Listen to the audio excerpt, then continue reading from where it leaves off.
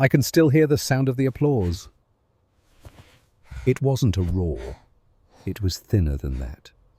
It was the sound of 1,000 people clapping politely, a dry, rattling sound like hail on a tin roof. I was on a stage in Chicago, the lights hot on my face, the heavy bronze medallion of the James Beard Award feeling cold in my hand. Chef of the Year. Julian Thorne had reached the summit. I looked out at the sea of blurred faces and tables. My table was front and center. My investors were beaming. And my wife Elena was standing, but she wasn't clapping. She was just watching me, her hands clasped at her waist, her face pale. Through the glare of the lights, I could see the faint, glistening track of a single tear on her cheek. The audience thought it was a tear of pride. I knew it was a tear of exhaustion. I leaned into the microphone, the metal cool against my lips. "I want to thank my team," I said, my voice smooth practiced, "for their sacrifice. I want to thank the critics for seeing what we are trying to achieve." I paused, holding the award up. Art is not easy. It demands everything. It demands perfection. I walked off the stage to another round of that dry, rattling applause. I didn't thank Eleanor. I didn't thank my daughter. I had thanked my process, my vision. I was the most celebrated chef in America. And in that moment, standing in the wings of the stage, I had never felt more alone. I was a genius, an artist, a visionary. And I was an arrogant, spectacular fool. That night wasn't my humiliation. That was my coronation. The humiliation, it came 6 months later. And it wasn't a public spectacle. It was a quiet, sterile execution. My restaurant L'Automne wasn't just a restaurant, it was a temple. We had 2 Michelin stars. We had a 6-month waiting list. We served a 16-course tasting menu that involved foams, gels, liquid nitrogen, and ingredients flown in from 3 different continents. I didn't just run a kitchen, I curated an experience. And I was its god. My kitchen was run on 2 things, fear and precision. There was no talking, only, "Yes, chef." I had once fired a sous chef, a good one on the spot, for plating a scallop 1/8 of an inch off center. I didn't tolerate mistakes. I didn't tolerate humanity. I demanded perfection, and I usually got it even if it meant grinding my staff into dust. If I was the god Elena, my wife was the high priestess. She was the one who made the temple run.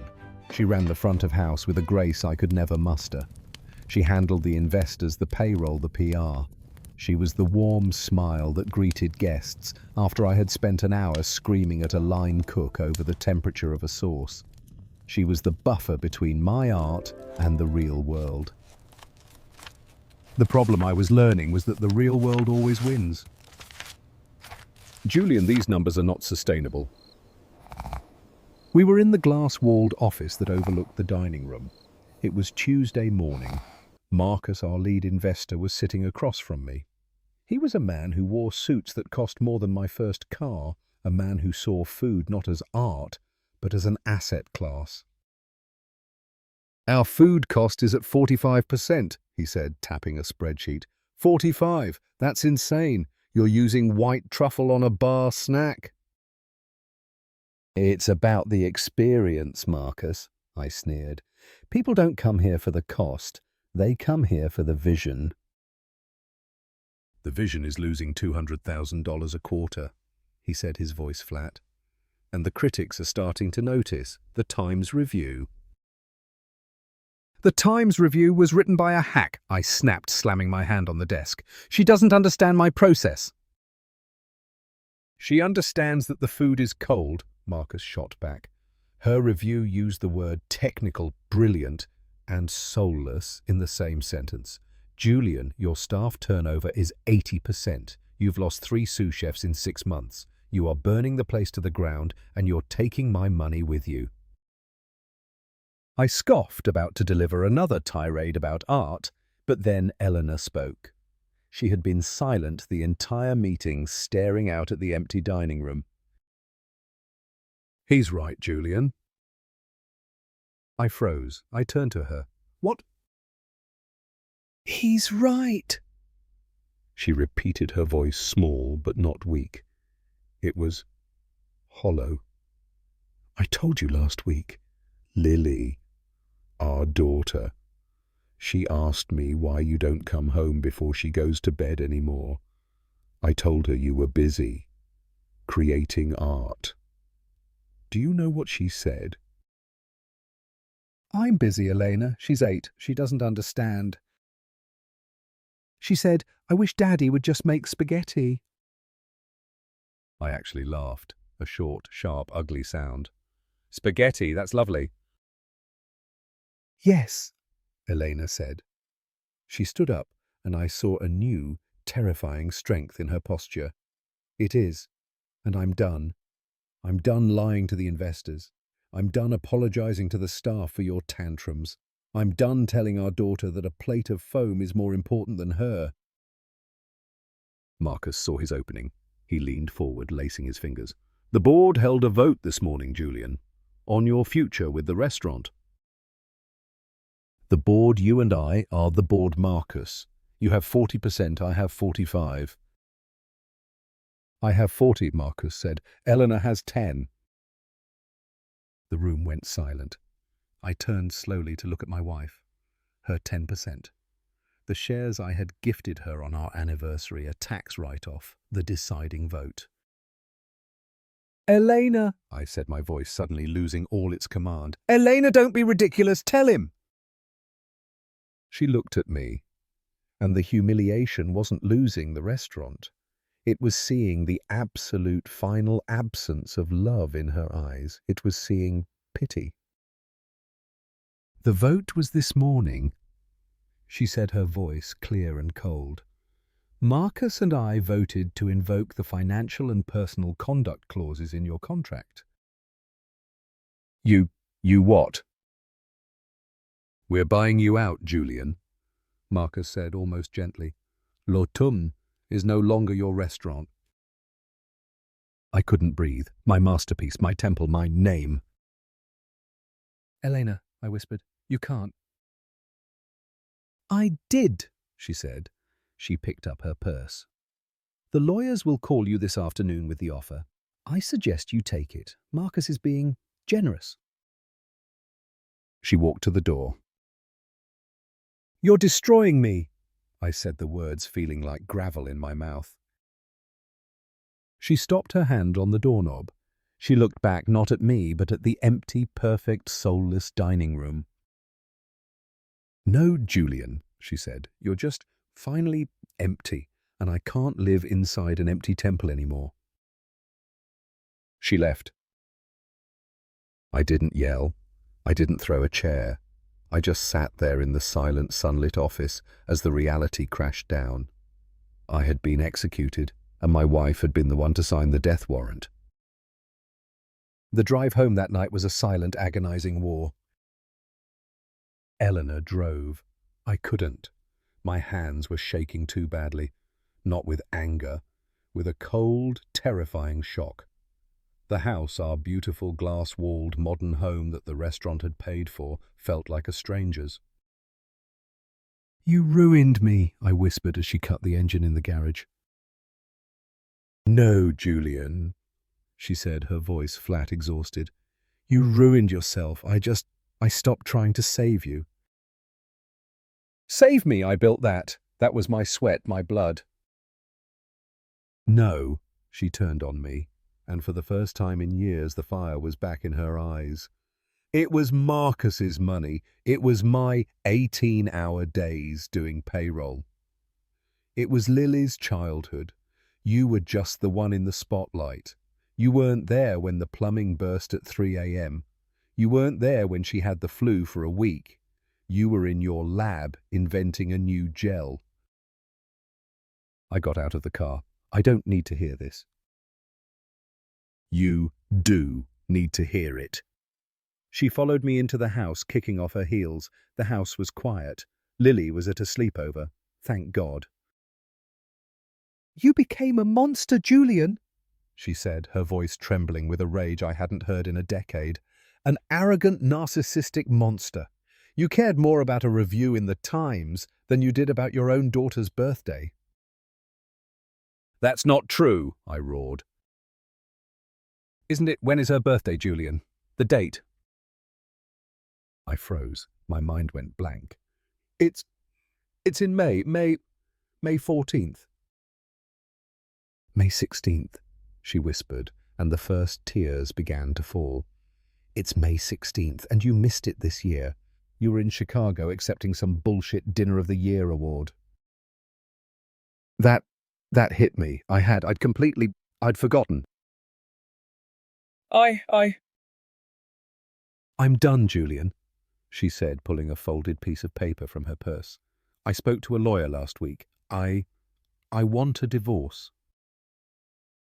It was too much, one blow after another, too fast. No, Eleanor, you can't. The restaurant. I can fix this. We can... There is no this anymore, Julian. Don't you get it? You lost the restaurant. And you lost me. You lost me a long, long time ago. My pride, my only defense, surged back. Fine. You want to go? Go with Marcus and his balance sheets. I don't need you. I don't need that restaurant. I'll build another one, a better one. One where I'm not held back by accountants. It was a pathetic, cruel lie, and we both knew it. My lawyer will be in touch with yours, she said, her voice now completely empty of emotion. I stormed upstairs. I was on autopilot. I was just moving. I grabbed an expensive leather duffel bag, one I used for food festivals in Spain, and just started shoving clothes into it. T-shirts, socks, my custom monogrammed chef's coats. I walked past Lily's room. The door was ajar. Her favourite stuffed bear was on the floor. I almost went in. But then I saw the drawing taped to her wall, a crayon drawing, a stick figure family, a mum, Elena, a little girl, Lily, and a tall stick figure on the far side of the page. He was drawn in grey. She saw me as a ghost, an outline. I couldn't breathe. The shame was suddenly worse than the anger. It was suffocating. I turned away. I walked down the stairs, bag in hand. Elena was standing by the front door, arms crossed. "You're really just going to leave?" she asked. "Just walk out like a coward?" "I am not a coward," I spat. "I'm an artist, and you people, you just crucified me for it." I yanked the door open. "Goodbye, Julian," she said. I didn't answer. I walked out into the cool night, got into my sports car, which I suddenly realized was leased in the restaurant's name, and I drove away. I told myself I'd be back in a week, after I'd found new investors, after I'd shown them all. But I wasn't. I didn't call. I didn't look back. The separation wasn't a divorce decree. It was an abdication. I evaporated. Do you know what happens to a god when his temple is taken away? He finds out he was never a god at all, just a man, and a deeply flawed one at that. I drove to Chicago. Why? Because it was the last place I'd been praised. I thought my name still meant something there. I checked into a suite at the Peninsula using the last of my personal credit. I started making calls. "Hello, this is Chef Thorne." "Julian, good to hear from you. What are you doing in town? Need a table?" "No, I'm looking at a new project. I've left l'Automne." "You left, I heard. Well, I heard you were forced out." The news spread like a grease fire. The humiliation followed me, a shadow I couldn't outrun. Nobody wanted to invest in technical but cold. Nobody wanted to fund the arrogant genius who had imploded his own two-star restaurant. He's toxic, Julian, one former ally told me over the phone. He's a liability. The money ran out, fast. I was used to 500-odd dinners. I was used to vintage Bordeaux. I was used to being chef. The suite at the Peninsula became a room at a Holiday Inn. I started drinking. Not fine wine. Vodka. Cheap vodka. In a paper cup in the morning. To steady the nerves, I told myself. The divorce papers found me. Eleanor's lawyers were surgical. I was the one who had abandoned the family. I was the one with a documented history of verbal abuse in the workplace. She got the house which the bank hadn't taken yet, as she and Marcus had restructured the debt. She got full custody of Lily. I got a restraining order after I called her drunk 47 times in one night, screaming and begging and cursing her. I had lost everything. 6 months later, I was washing dishes at a mid-level French bistro in New Orleans. I'd lied on my resume. I said my name was Jean-Paul. I said I was from Quebec. I needed the money. The owner, a shrewd Creole man named Antoine, looked at my hands. They were still at that point the hands of a chef, calloused but precise. "You ain't no dishwasher," he said. "I need the work," I mumbled. He hired me. For 1 week I was a model employee. The second week I was drinking in the walk-in cooler. The third week I tried to correct the 25-year-old line cook on his hollandaise. "That's not how you mount the butter, you idiot. Your emulsion is split." I was fired the next day. It became the pattern.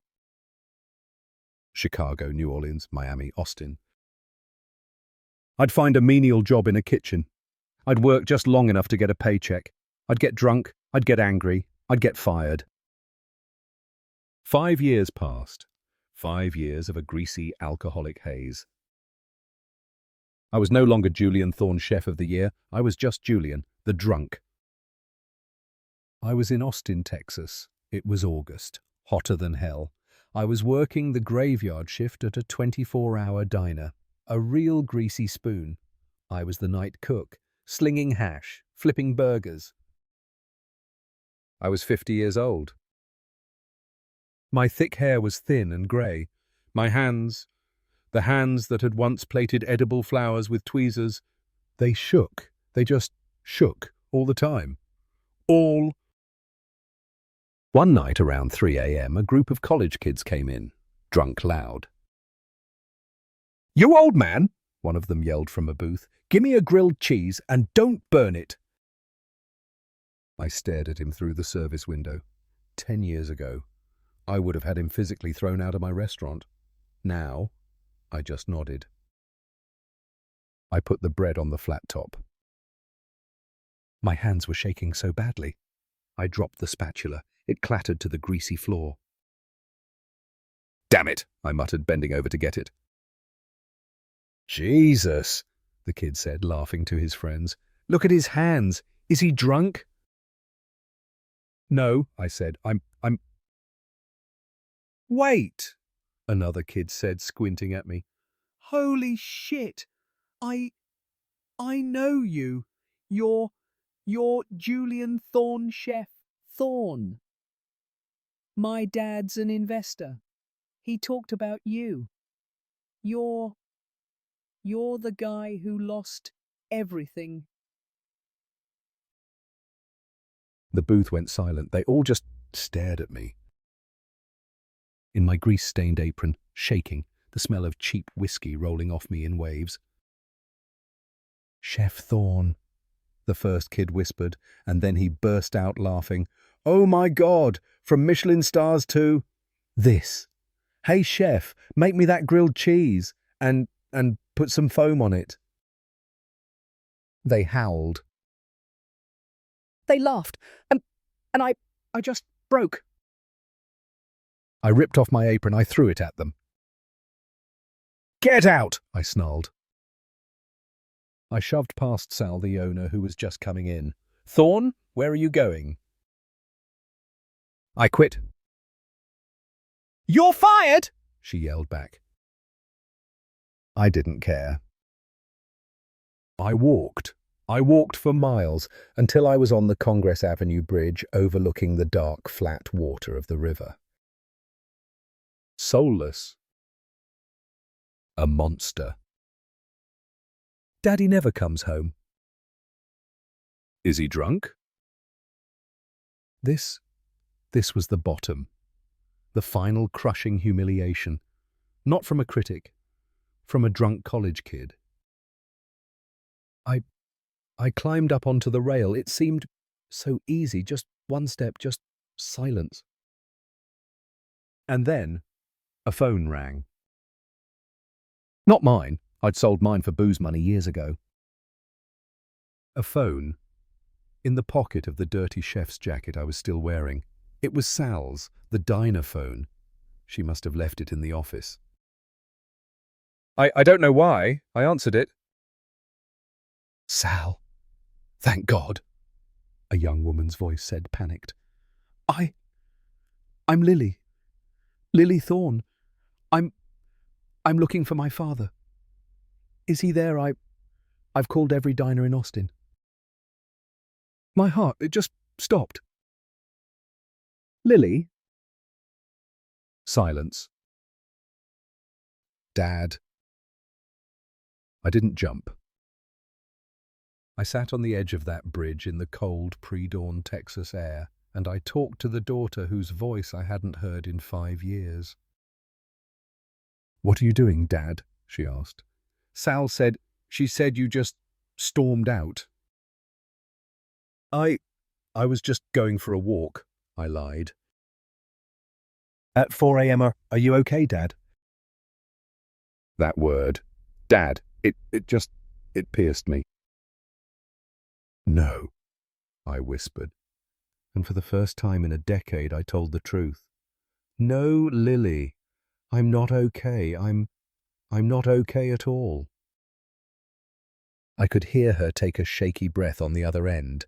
I'm coming to get you. No, where are you? You're in New York. You're at college. I'm in my dorm room, she said, but I'll get the first flight. I can... Lily, no, you listen to me. You can't see me like this. Like what? She asked, and I heard the anger in her voice. Drunk failed. You think I don't know? You think I don't Google you? Once a month I've seen the mugshots, the little articles about a disgraced former chef causing a disturbance. I had nothing to say. Mum, she started and then stopped. Your mother? I asked, a surge of panic. Is she okay, Elena? Mom's fine, she said quickly. She's okay. She's dating someone. A doctor. He's nice. Another knife, but one I deserved. She took a breath. I'm in my last semester. I'm graduating from culinary school. That floored me. Culinary? I thought you were studying art history. I lied, she said. I didn't want you to think I was trying to be you. Oh, Lily. I'm not like you, she said, and I heard the sad smile in her voice. I actually like people. I make food. That makes people happy, not art. Ouch.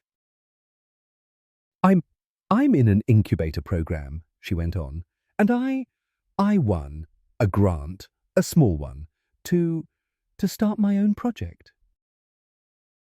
Lily, that's incredible. It's not enough, she whispered. I know how to cook, but I don't know how to run a kitchen. I don't know costs. I don't know staffing. I'm terrified. I'm going to fail.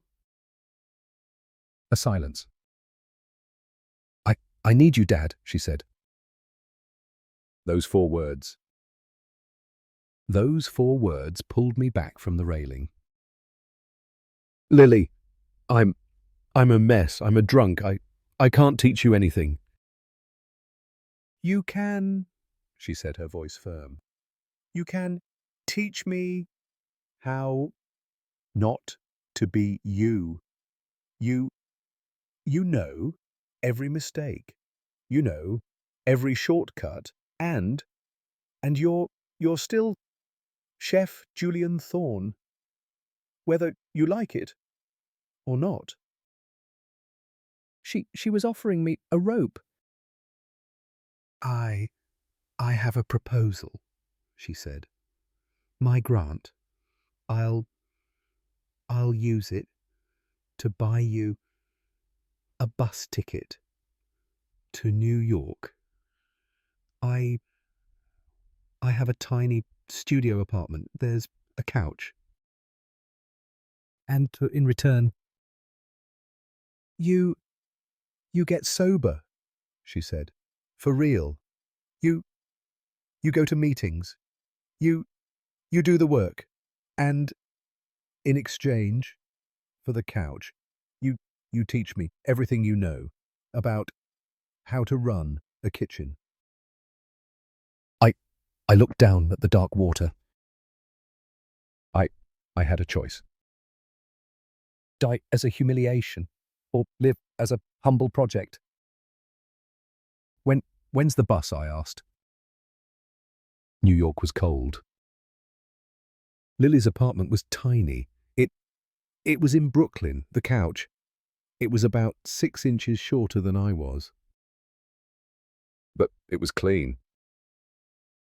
And there was no alcohol. Rule number 1, she said the first night I got there. She was just a kid, 22, trying to parent her own father. You take 1 drink, you're out. I'm not kidding. I understand, I said. And I meant it. The first few weeks were hell.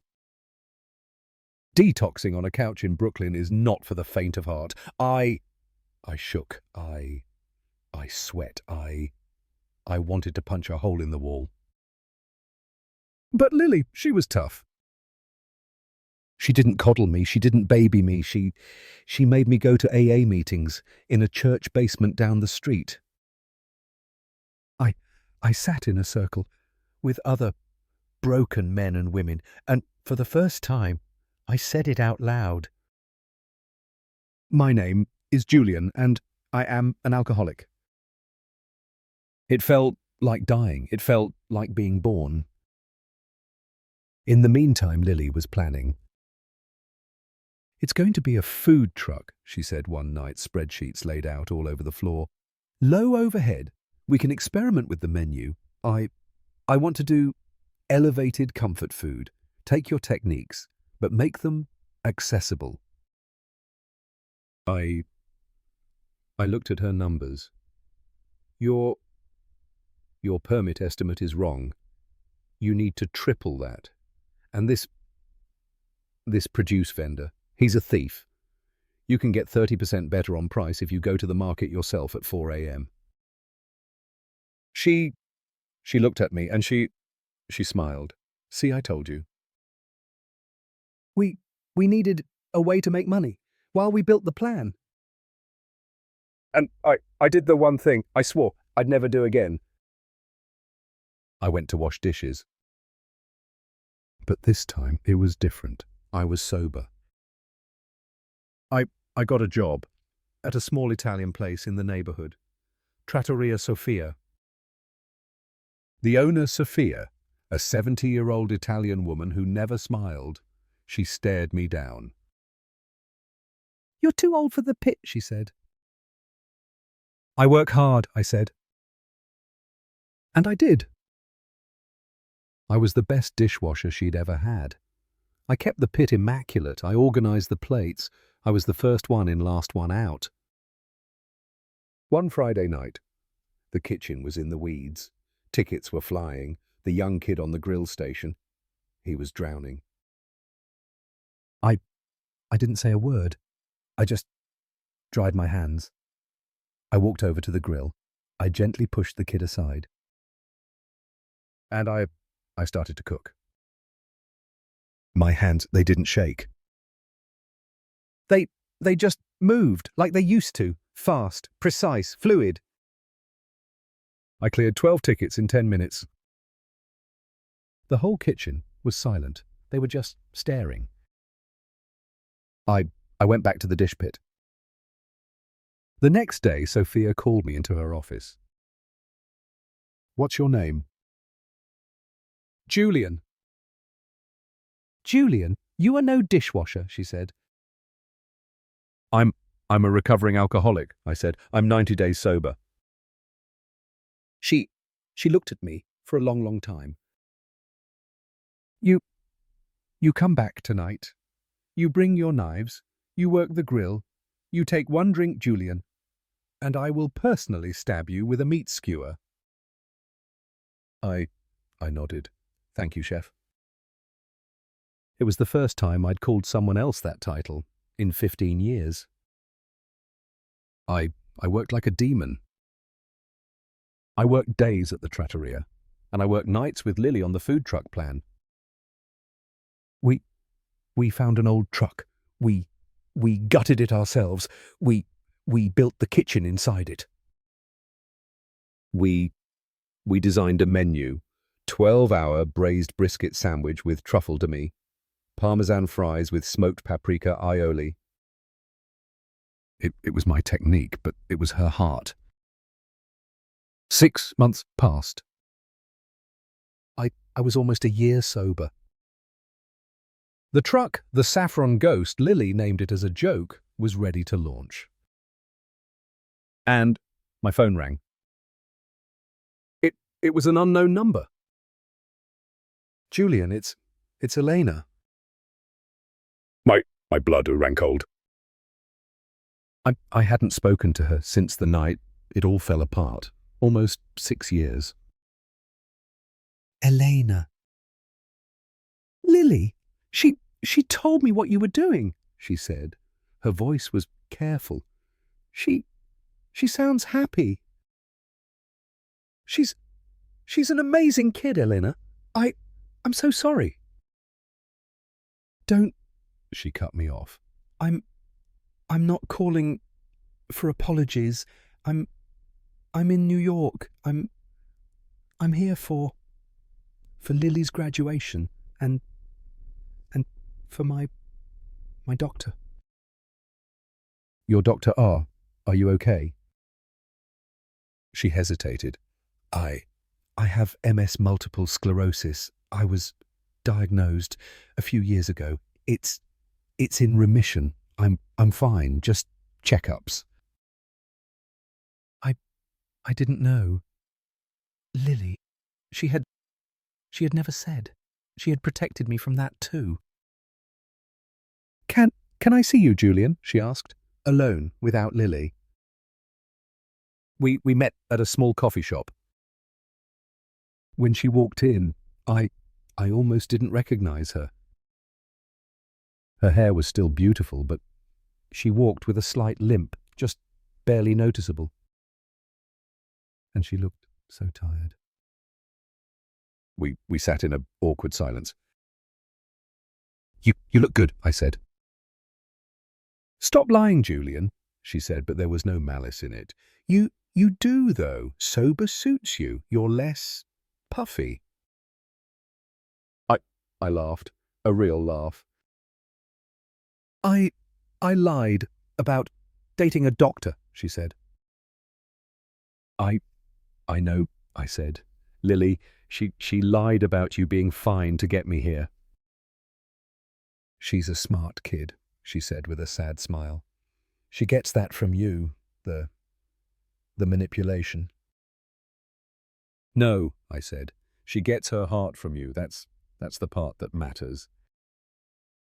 She looked down at her coffee. "I hated you for so long, Julian," she whispered. I hated you for leaving. I hated you for disappearing. I hated you for making me do it all alone. I know. But I hated you most for making me vote against you, she said, looking up, her eyes full of tears. You gave me no choice. You were a monster. And you broke my heart. Not because you failed, but because you wouldn't let me in. I reached across the table. I put my hand on top of hers. My hand was scarred from the grill at Sophia's. I'm sorry, Elena, I said, and my own voice broke. For all of it. For the pride. For the running. For not being there. For her birthday. For not being the man you deserved. She turned her hand over and squeezed mine. I ate at Lotum last year, she said, a small smile playing on her lips. And it was awful, she laughed. Marcus, he turned it into a corporate steakhouse. All brown leather and sports on TV. They overcooked my fillet. I burst out laughing, a real cleansing laugh. They closed 6 months ago, she said. Bankrupt. Good, I said. Yeah, she said. Good. We just sat there. The healing, it wasn't a promise of a future. It was an acceptance of a painful past. So, she said, standing up carefully, show me this ridiculous food truck she won't shut up about. The opening day of the Saffron Ghost was a beautiful disaster. It was pouring rain. The generator blew twice. And we had a line of 60 people snaking down the block in the rain. Lily, she was panicking. Dad, the fryer's cold. The aioli broke. We're screwed. 15 years ago, I would have thrown a pan at her head. Instead, I put my hands on her shoulders. Breathe, chef, I said softly. We're not making aioli. We're making a gremolata. It's faster. It's fresher. We'll call it a rainy day special. She stared at me. But the menu. The menu is a suggestion, Lily, I said, smiling. The heart is the recipe. Now cook. And we cooked. We moved in that tiny, cramped space like a dance. We sold out of everything in 3 hours. When we slammed the service window shut, we were exhausted, covered in sweat and sauce. Lily, she just launched herself into my arms. We did it, Dad, she sobbed into my shoulder. No, sweetheart, I whispered, stroking her hair. You did it. I'm just your sous chef. I looked up through the rain-streaked window of the truck. Standing across the street, under an umbrella, was Elena. She'd been watching the entire time. Lily and I. We stepped out of the truck. Elena walked over. She didn't say anything. She just handed Lily a dry towel. Then she looked at me. You smell like burnt onions, she said. So do you, I joked, even though she didn't. I'm hungry, she said. I hear there's a great new food truck around here. I think we're sold out, I said, feeling a warm pride that 2 Michelin stars had never given me.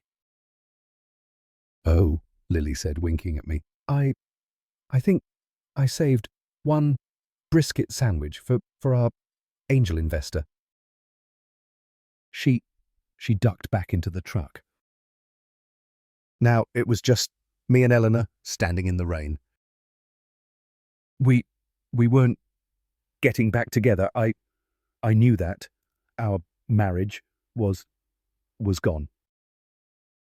But as I looked at her, the woman who had believed in me and then hated me, and who was now looking at me with something that looked like respect, I realized the reunion wasn't about getting back what was lost. It was about building something new from the rubble. Lily came back with a steaming, paper-wrapped box. Here, she said, handing it to her mother. Elena took it. She took a huge bite. Sauce dripped on her chin. She chewed slowly. Well, she said, looking at me, it's not bad. She smiled. Needs more salt. I laughed. Lily laughed. And the 3 of us just stood there in the rain around a little food truck in Brooklyn. I didn't have an empire. I didn't have stars. I didn't have a bronze medallion. I had a job. I had a daughter, and I had a second chance. And for the first time in my life, I was full.